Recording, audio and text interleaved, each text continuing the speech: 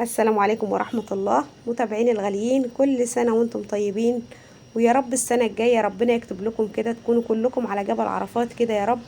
وربنا يوفقكم كده في أولادكم كده، يوفقهم وينجحهم ويفرحكم بيهم. ومعلش بقى أنا اتأخرت عليكم في الفيديوهات، والله بقى عبال ما بسافر لماما وبرجع وكده وبرضه حماتي وحماية عبال ما جيت رجعت وعملت لهم كده ايه. عملت لهم الغدوة الحلوة ديت. عملنا زي ما انتم شايفين كده صينية الرز، وعملت برضو طاجن كده خضار، بطاطس وكوسة ولحمة وبزلة. الصراحة طاجن الخضار ده كان جميل جدا، وعملت لهم برضو كباب الحلة. طبعا اتغدينا الغدوة الجميلة ديت، وبدأنا كده خرجنا كده ورحنا على المنتزه. الصراحة كان يوم جميل جدا، مش عايزة اقول لكم قد ايه كان اليوم جميل زي ما انتم شايفين كده.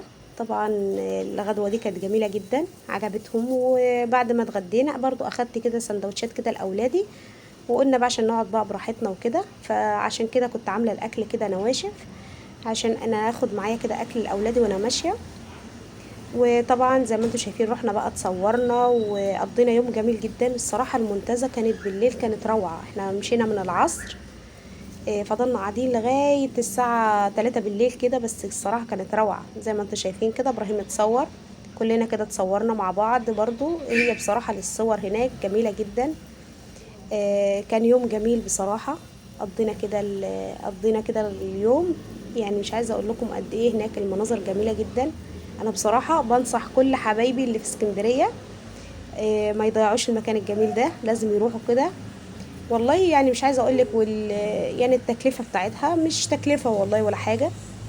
يعني التذكره ب25 جنيه، يعني 25 جنيه دولت بالنسبه لنا ولا حاجه.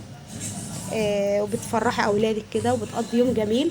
طبعا ده اللي هي البحيره اللي هي هناك. فروحنا بقى اتصورنا هناك كده. طبعا المكان كده عشان بالليل وكده، بس بصراحه كان مكان روعه.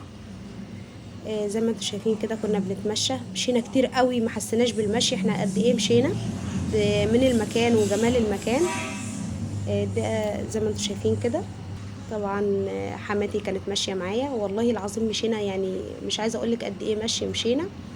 بس كان فعلا يوم جميل.